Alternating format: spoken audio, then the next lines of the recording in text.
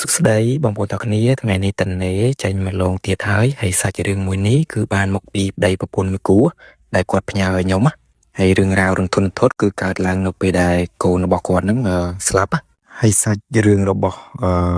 ប្តីប្រពន្ធមួយគូហ្នឹងគឺតក់ស្លុតមែនតើដែលមិននឹកស្មានដល់គាត់និយាយហើយក៏មានការទូមានល្អដែរណាហើយបងប្អូន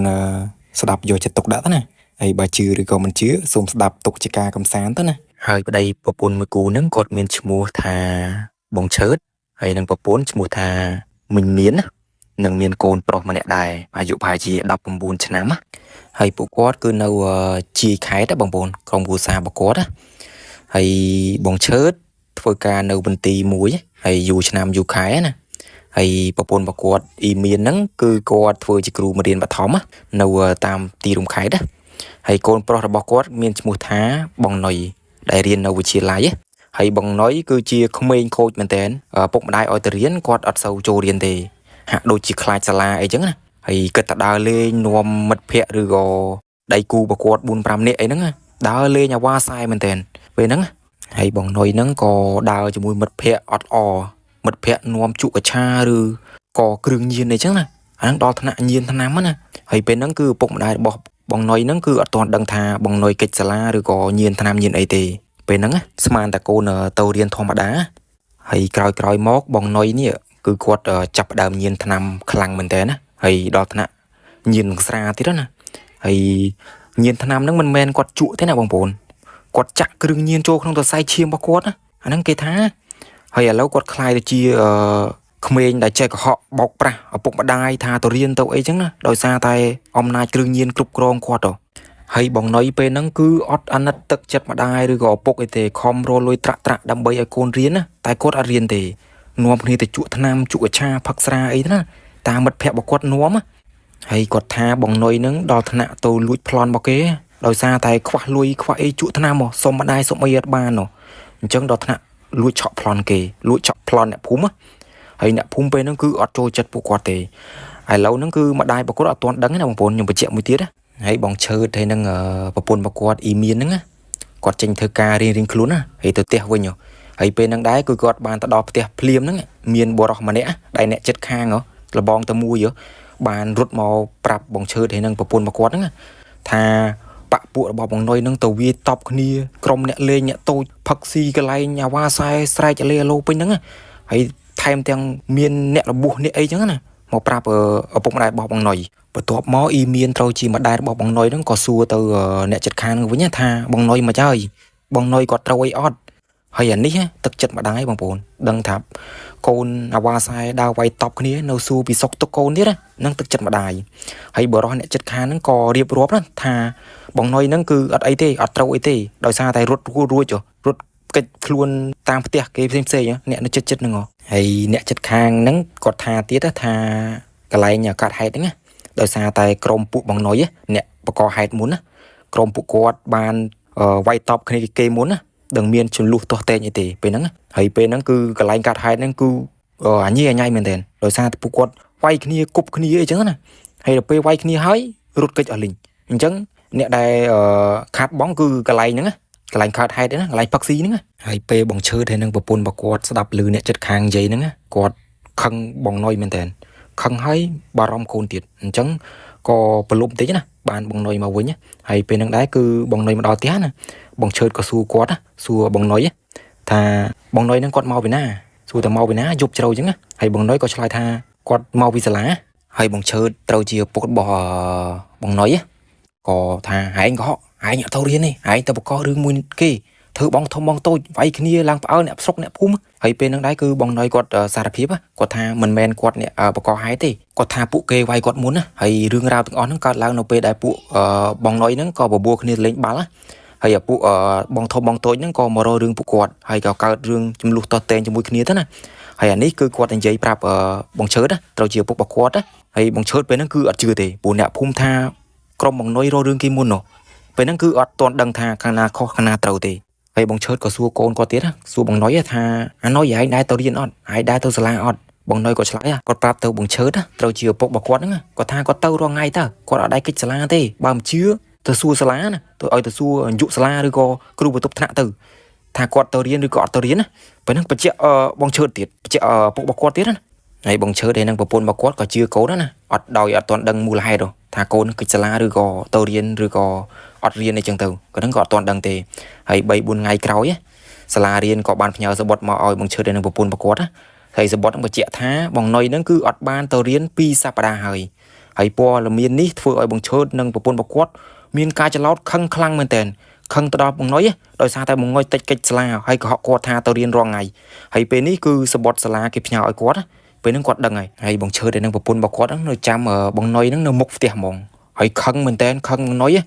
ហើយដល់ពេលហ្នឹងដែរគឺបងណុយមកដល់ហើយបងឈើត្រូវជាឪពុករបស់គាត់ណាក៏ស្រែកជេរបើថាអាចយ៉ាងไรឯងទៅមកពីណាឯងអត់ទៅរៀនទេសាលាគេមកប្រាប់ឯងមកពីណាឯងទៅដើរលេងណាទៅផឹកស៊ីណាមិនបានសាលាគេផ្ញើសបុតថាអត់ទៅរៀន2 សប្តាហ៍ហើយណាពេលហ្នឹងគឺស្រែកខ្លាំងទៅដាក់បងណុយមែនទែនហើយបងឈើពេលហ្នឹងគាត់ខឹងខ្លាំងហើយរត់ទៅផ្ទះកាភ្លៀងបងណុយ2កាភ្លៀងផាំងត្រូវធ្ងន់មែនទែនដោយសារតែបងឈើគាត់ខឹងពេកចុះហើយពេលហ្នឹងដែរគឺប្រពន្ធអ៊ីមៀនហ្នឹងក៏ទៅខាត់ប្តីថាឈប់វាយទៅសួរកូនណែនាំកូនឲ្យច្បាស់ណាឲ្យដឹងពីហេតុផលមិនបានកិច្ចសាលាកិច្ចអីចឹងទៅអាហ្នឹងគឺប្រពន្ធរបស់គាត់និយាយគាត់ខាត់ប្តីកុំឲ្យវាយទៀតខ្លាចកូនត្រូវខ្លាំងជាងហ្នឹងហើយបន្ទាប់ពេលហ្នឹងដែរគឺអ៊ីមៀនណាត្រូវជាម្ដាយក៏អង្វរកូនណាអង្វរបងណុយហ្នឹងថាឲ្យប្រាប់ឪពុករបស់គាត់តាមត្រង់មកឲ្យការគាត់មិនបានកិច្ចសាលាមិនបានទៅដើរលេងមួយមិត្តភ័ក្តិអត់ចូលសាលាអីចឹងរហូតដល់2 អាទិត្យអត់ដែរទៅរៀនណាឲ្យប្រាប់បងឈើត្រង់ណាហើយបងណុយក៏ឆ្លើយទៅបងឈើទៅនឹងអ៊ីមៀនថាគាត់ទៅដើរលេងជាមួយមិត្តភ័ក្តិរបស់គាត់នឹងអត់បានទៅរៀន2 អាទិត្យនឹងគាត់និយាយប្រាប់ឪពុករបស់គាត់នឹងម្ដាយរបស់គាត់ហើយអ៊ីមៀនក៏និយាយទៅវិញនិយាយទាំងក្រៀមក្រំគាត់ថាឪពុកម្ដាយខំដាស់តឿនកូនជាច្រើនលើកច្រើនសារហើយមិនបានកូនអត់ស្ដាប់មិនបានកូនអត់កែហើយឪពុកម្ដាយខំរលួយត្រាក់ដើម្បីឲ្យកូនរៀនហើយមិនក៏កូនដើរផ្លូវខុសដើរលេងអត់ចូលសាលាអីចឹងណាហ្នឹងបើឪពុកម្ដាយប្រកួតអ៊ីមៀនហើយនឹងបងឈើហ្នឹងបដៅកូនណាហើយពេលបងឈើទៅនឹងអ៊ីមៀនគាត់និយាយហ្នឹងក៏បងណុយគាត់ថាគាត់សន្យាគាត់នឹងឈប់ធ្វើអញ្ចឹងទៀតហើយគាត់កែខ្លួនហើយគាត់ទៅសាលាវិញហើយអញ្ចឹងណាអាហ្នឹងក៏សន្យាមួយឪពុកម្ដាយប្រកួតហើយឪពុកម្ដាយនោះគឺស្រឡាញ់កូនមែនតើដល់ជឿជាក់ថាកូនកែខ្លួនអញ្ចឹងក៏អត់អីទេឈប់ខឹងឈប់អីទេណាប្រាប់កូនតាមហើយណែនាំកូនទៅថាឲ្យចូលរៀនចូលអីវិញទៅព្រោះដើរលេងអញ្ចឹងគឺអត់ល្អទេហើយរំលងបានមួយថ្ងៃហ្នឹងគឺអត់អីទេបងណុយទៅចូលរៀនធម្មតាណាមួយថ្ងៃឬក៏2 ថ្ងៃហ្នឹង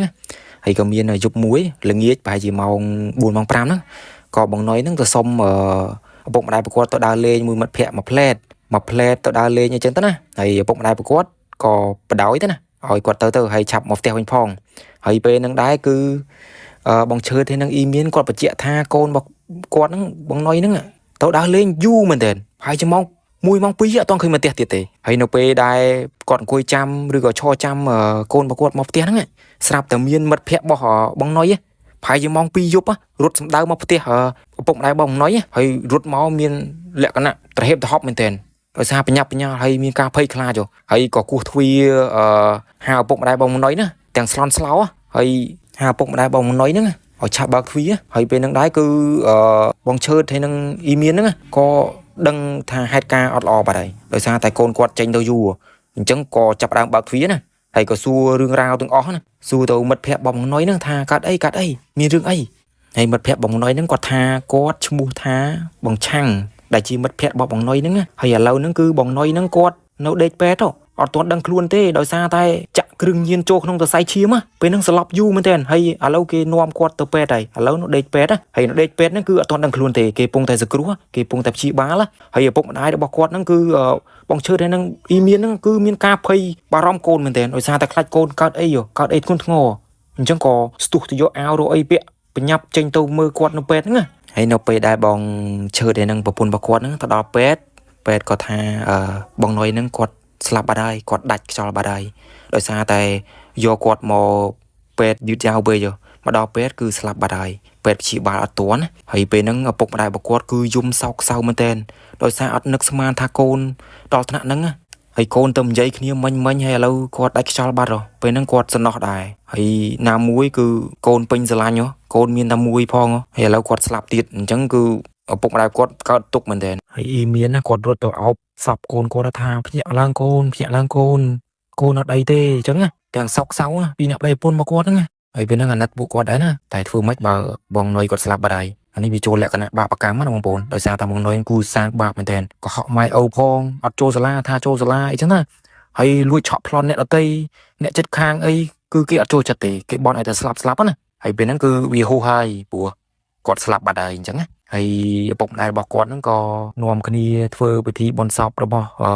បងនុយណាតាមបែបប្រពៃណីណាហើយបន្ទាប់ពីពុកម្ដាយរបស់បងនុយនឹងគាត់បូជាសពបងនុយហើយរំលងបាន2-3ថ្ងៃបងឈើទៅនឹងអ៊ីមៀនណាត្រូវជាម្ដាយហ្នឹងហើយគាត់ថា